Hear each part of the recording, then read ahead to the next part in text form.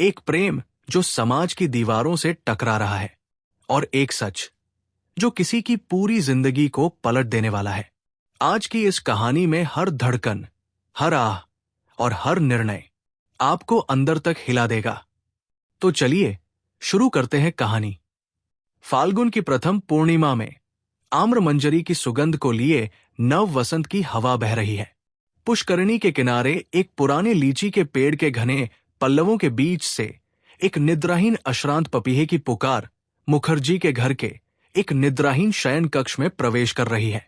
हेमंत कुछ चंचल भाव से कभी अपनी पत्नी के बालों के एक गुच्छे को जूड़े से अलग कर अपनी उंगली में लपेटता है, तो कभी उसके बाले को चूड़ी से बजाता हुआ ठुंग ठुंग शब्द करता है, कभी उसके बालों की फूलमाला को खींचकर स्थान बदलकर उसके मुंह पर लाकर डालता है। संध्या समय के निस्तब्ध फूल के पेड़ को सचेतन करने के लिए वायु जैसे कभी इस ओर कभी उस ओर थोड़ा थोड़ा हिलाती डुलाती है। हेमंत का भी बहुत कुछ वैसा ही भाव है, किंतु कुसुम सामने के चंद्रालोक प्लावित असीम शून्य में दोनों नेत्रों को मिग्न कर स्थिर हो बैठी है। पति की चंचलता उसको स्पर्श कर प्रतिहत हो लौटी जा रही है। अंत में हेमंत ने कुछ अधीर भाव से कुसुम के दोनों हाथों को हिलाते हुए कहा, कुसुम तुम कहाँ हो?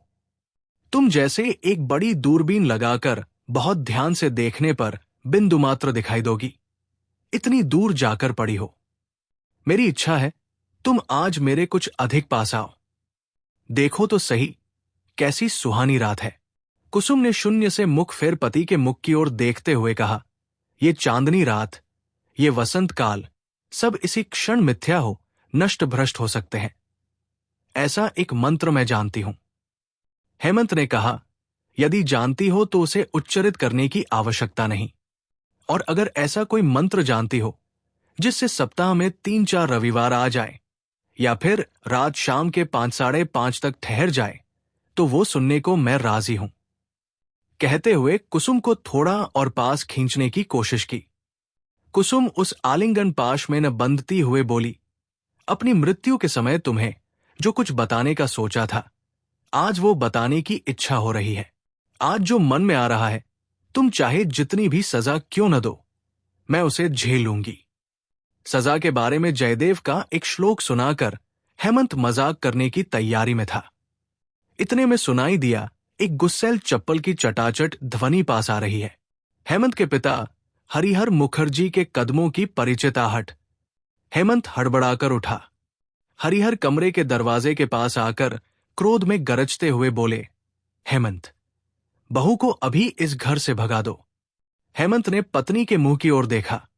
पत्नी ने कुछ भी विस्मय प्रकट नहीं किया, केवल दोनों हाथों के बीच वेदना से मुंह छिपाकर अपने सारे बल और इच्छा द्वारा अपने को विलीन करने की चेष्टा की। दक्षिण वायु के साथ पपीहे का स्वर कमरे में प्रवेश करने लगा।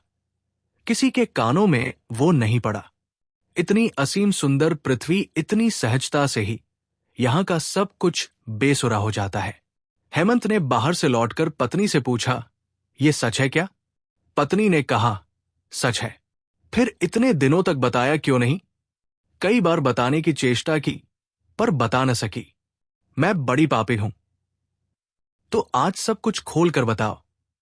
कुसुम भी गंभीर दृढ़ स्वर में सब कुछ बता गई कि कैसे अडिग कदमों से धीर गति से आग के बीच से चलती गई, कितनी दग्ध हो रही थी, कोई न जान सका। सब कुछ सुनकर हेमंत उठ गया। कुसुम ने समझा जो पति चले गए उनको फिर लौटकर नहीं पा सकेगी। उसे कोई आश्चर्य नहीं हुआ। ये घटना भी जैसे अन्य दिनों की घटना की तरह ही अत्यंत सहज रूप में उपस्थित हुई। मन में ऐसी ही एक शुष्क जड़ता का संचार हुआ। केवल पृथ्वी और प्रेम आद्यंत मिथ्या और शून्य से जान पड़े। यहां तक कि हेमंत की अतीत की सारी प्रेम वार्ताएं स्मरण कर अत्यंत नीरस कठिन निरानंद हंसी एक प्रखर धार निष्ठुर कटार के समान उसके मन के एक छोर से दूसरे छोर तक एक दाग छोड़ गई। शायद उसने सोचा, जो प्रेम इतना अधिक सा लगता है, इतना दुलार, इतनी प्रगाढ़ता, जिसका तिलमात्र विच्छेद ऐसा मर्मांतक, जिसका मुहूर्त मात्र मिलन इतना घनानंदमय, जो असीम अनंत जैसा लगता है, जन जन्मांतर पर्यंत जिसके अवसान की कल्पना नहीं की जा सकती, वो प्रेम ये है। इतने जरा से पर निर्भर समाज ने जैसे ही जरा सा आघात किया, वैसे ही असीम प्रेम चूर्ण हो मुट्ठी भर धूल में परिणत हो गया। हेमंत कंपित स्वर में अभी कुछ ही देर पहले कानों के पास कह रहा था, सुहावनी रात। वो रात तो अभी भी समाप्त नहीं हुई है। अभी भी वही पपीहा पुकार रहा है। दक्षिण वायु मसहरी हिलाती बही चली जा रही है और ज्योत्सना सुख श्रांत सुप्त सुंदरी के समान वातायनवर्ती पलंग के एक छोर पर निमग्न हो पड़ी है। सब मिथ्या है। प्रेम मेरे से भी अधिक मिथ्यावादी, मिथ्याचारी है। दूसरे दिन प्रातः ही उनिंदिपन से बेसुध हेमंत पागल की तरह प्यारी शंकर घोषाल के घर जा पहुंचा। प्यारी शंकर ने पूछा, कहो जी, क्या गबर है? हेमंत भयानक आग सा धधका और फिर जलते जलते कांपते कांपते बोला, तुमने हमारी जाति भ्रष्ट की है, सर्वनाश किया है, तुम्हें इसकी सजा भोगनी होगी। कहते कहते उसका कंठ रुद्ध हो आया। प्यारी शंकर थोड़ा हंसकर बोला, और तुम लोगों ने मेरी जाति की रक्षा की है, मेरे समाज की रक्षा की है, मेरी पीठ पर प्यार से हाथ फेरा है। मेरे प्रति तुम लोगों का बड़ा जतन, बड़ा प्रेम है। हेमंत की इच्छा हुई उसी क्षण प्यारी शंकर को ब्रह्मा तेज द्वारा भस्म कर दे, किंतु उस तेज में वो स्वयं ही जलने लगा। प्यारी शंकर अच्छा खासा स्वस्थ नीरोग भाव से बैठा रहा। हेमंत ने टूटे कंठ से पूछा, मैंने तुम्हारा क्या बिगाड़ा था? प्यारी शंकर ने कहा, मैं पूछता हूं। मेरी इकलौती बेटी के सिवा मेरी कोई दूसरी संतान नहीं। मेरी उस कन्या ने तुम्हारे पिता के पास जाकर क्या अपराध किया था? तुम तब छोटे थे, तुम शायद नहीं जानते, तो फिर उस घटना को मन लगाकर सुनो। अधीर न होना भैया, इसमें बड़ी उलझने हैं। मेरे दामाद नवकांत मेरी कन्या के गहने चुराकर जब विलायत भाग गए, तब तुम बच्चे ही थे। फिर 5 वर्ष बाद जब वो बैरिस्टर होकर देश लौट आए, तो मोहल्ले में जो होहल्ला मचा, शायद तुम्हें कुछ कुछ याद हो सकता है तुम नहीं भी जानते हो। उस समय तुम कलकत्ते के स्कूल में पढ़ते थे। तुम्हारे पिता गांव के मुखिया होकर बोले, अगर कन्या को पतिगृह में भेजने का इरादा हो तो फिर उस कन्या को घर में वापस नहीं बुला सकोगे। मैंने उनसे हाथ पैर जोड़कर कहा, भैया, इस बार तुम मुझे क्षमा करो। मैं लड़के को गोबर खिलाकर प्रायश्चित करवाता हूं। तुम लोग उसे जात में ले लो। तुम्हारे पिता किसी भी तरह राजी न हुए। मैं भी अपनी एकमात्र कन्या को छोड़ न सका। जात छोड़ी, देश छोड़ा, कलकत्ते में आकर घर बसाया। यहां आकर भी विपत्ति टली नहीं। जब अपने भतीजे के विवाह की सारी तैयारी कर ली, तब तुम्हारे बाप ने कन्या पक्ष को उत्तेजित कर वो विवाह तोड़वा दिया। मैंने भी प्रतिज्ञा की, यदि इसका बदला न लूं तो मैं ब्राह्मण का लड़का नहीं। अब तुम थोड़ा बहुत समझ पाए होंगे, लेकिन और जरा सब्र करो, सारी घटना सुनने पर खुश होंगे, इसमें बड़ा रस है। तुम जब कॉलेज में पढ़ते थे, तब तुम्हारे डेरे की बगल में ही विप्रदास चटर्जी का मकान था। बेचारे अब रहे नहीं। चटर्जी बाबू के घर में कुसुम नाम की एक बाल विधवा अनाथ कायस्थ कन्या आश्रिता थी।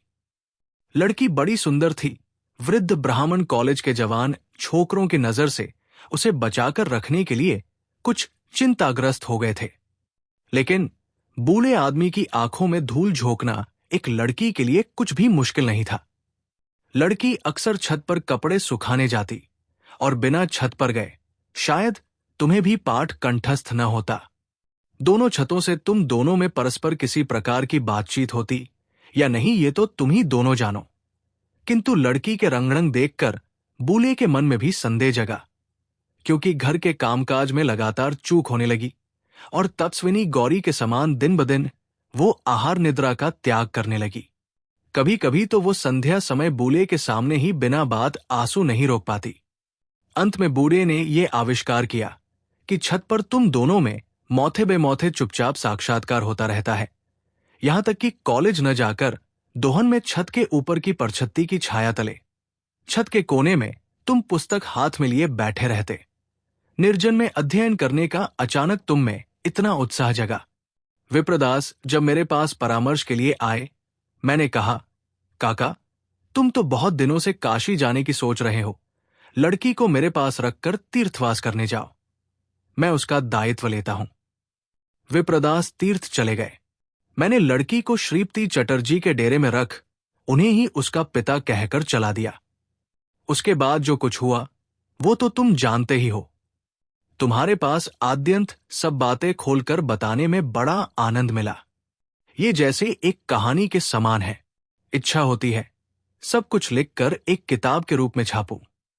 लिखना मेरे वश का नहीं।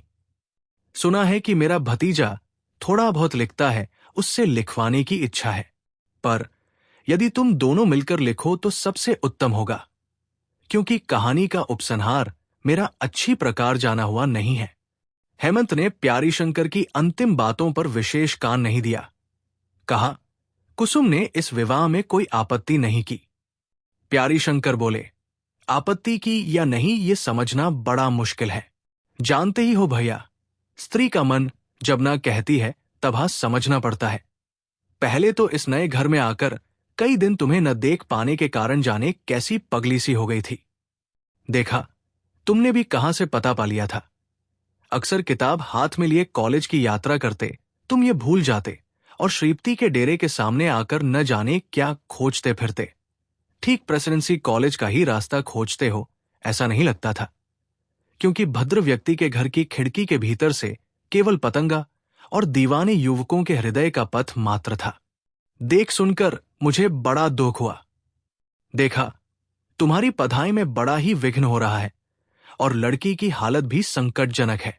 एक दिन कुसुम को बुलाकर कहा, बेटी, मैं बूढ़ा आदमी हूं, मुझसे संकोच करने की कोई आवश्यकता नहीं है। तुम जिसकी मन ही मन कामना करती हो वो मैं जानता हूं। लड़का भी बर्बाद होने जा रहा है। मेरी इच्छा है कि तुम दोनों का मिलन हो जाए। सुनते ही कुसुम एक बारगी छाती फाड़कर रोने लगी और भागकर चली गई। ऐसे ही अक्सर बीच बीच में शाम को श्रीपति के घर जाकर कुसुम को बुलाकर तुम्हारी बात चलाकर क्रमशः उसकी लज्जा को दूर किया। अंत में प्रतिदिन धीरे धीरे बात विचार करते हुए उसे समझाया कि विवाह के अलावा और कोई रास्ता नहीं है, इसके सिवा मिलन का दूसरा कोई उपाय नहीं। कुसुम बोली, कैसे होगा? मैंने कहा, तुम्हें कुलीन घर की लड़की बताकर चला दूंगा।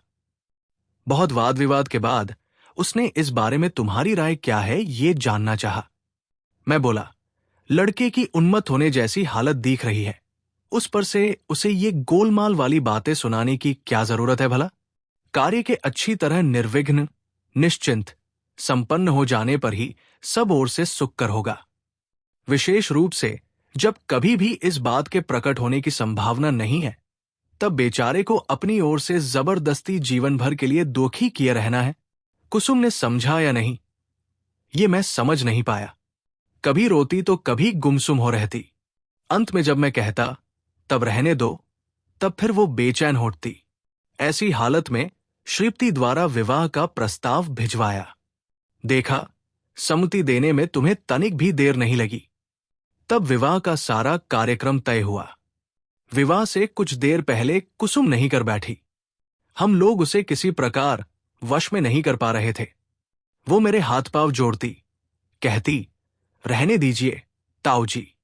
मैंने कहा, ये कैसी बला है, सब कुछ तय हो गया है, अब क्या कहकर लौट आया जाए। कुसुम ने कहा, तुम ये मबर फैला दो कि मेरी अचानक मृत्यु हो गई, मुझे यहां से कहीं दूर भेज दो। मैंने कहा, तब लड़के की क्या दशा होगी? उसकी बहुत दिनों की आशा कल पूरी होगी। जान, वो मानो स्वर्ग में चत बैठा है। आज मैं सहसा उसे तुम्हारी मृत्यु की जबर दूंगा, फिर दूसरे दिन तुम्हारे पास उसकी मृत्यु का संवाद पहुंचाना होगा, और फिर उसी दिन संध्या को मेरे पास तुम्हारी मृत्यु का संवाद आएगा। मैं क्या इस बुढ़ापे में स्त्री हत्या, ब्राह्मण हत्या करने बैठा हूं? उसके बाद शुभलग्न में शुभ विवाह संपन्न हुआ। मैंने अपने एक कर्तव्यदायगी से मुक्ति पा चैन की सांस ली। उसके बाद जो हुआ वो तो तुम जानते हो। हेमंत ने कहा, हमारे साथ जो करना था वो तो तुमने किया, अब इस बात को खोला क्यों?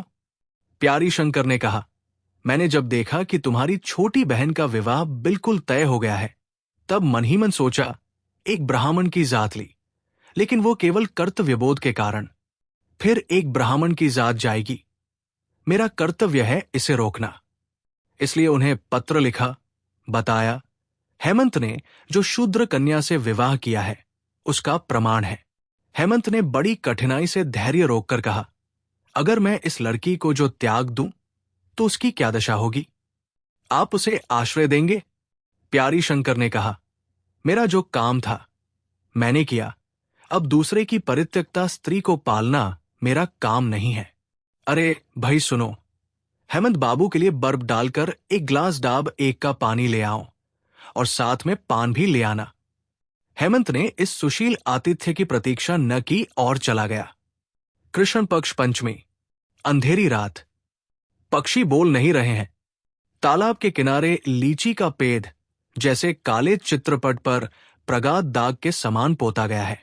केवल दक्षिण वायु इस अंधकार में अंधभाव से चक्कर काट रही है, मानो उसे रात के पंजे ने दबोच रखा हो। और आसमान के तारे निर्निमेष सतर्क नेत्रों से प्राणपण से अंधकार भेद कर न जाने क्या रहस्य आविष्कार करने में लगे हैं। शयन कक्ष में दीपक नहीं जल रहा है। हेमंत खिड़की के पास पलंग पर बैठा सामने के अंधकार की ओर ताक रहा है। कुसुम धरती पर दोनों हाथों से उसके पैर पर लिपट मुख रखे पड़ी है। समय जैसे स्तंभित समुद्र के समान स्थिर बना हुआ हो, जैसे अनंत निशिथिनी के ऊपर अदृष्ट चितेरे ने इस एक चिरस्थायी चित्र को अंकित कर रखा है। चारों ओर प्रलय, बीच में एक विचारक एवं उसके पैरों के पास एक अपराधिनी। फिर चप्पल की आहट सुन पड़ी। हरिहर मुखर्जी द्वार के पास आकर बोले, बहुत देर हो गई और अधिक समय नहीं दे सकूंगा। लड़की को कमरे से बाहर निकालो, भगाओ से। कुसुम ने ये स्वर सुनते ही एक बार मुहूर्त भर के लिए जीवन की साध मिटाते हुए हेमंत के दोनों पैरों को दुगुने आवेग से जकड़कर पकड़ा। चरण चुंबन कर पैर की धूली माथे पर ले पैर छोड़ दिए। हेमंत उठकर गया। पिता से बोला, मैं पत्नी को त्याग नहीं सकता। हरिहर गरज कर बोले, जात खोना है क्या? हेमंत ने कहा, मैं जात पात नहीं मानता। तब तू भी यहां से दूर हो जा। हेमंत ने समाज की लोहे की दीवारों से टकराकर भी कुसुम का हाथ नहीं छोड़ा। अंधेरी रात के बीच दोनों घर से बाहर निकल पड़े, एक अज्ञात भविष्य की ओर, पर साथ, बिना किसी भय के। अगर आप जानना चाहते हैं कि आगे उनकी जिंदगी किस मोड़ पर पहुंचती है, तो हमारे चैनल को सब्सक्राइब करें और बेल आइकन दबाना न भूलें, ताकि अगला हिस्सा आप तक सबसे पहले पहुंचे।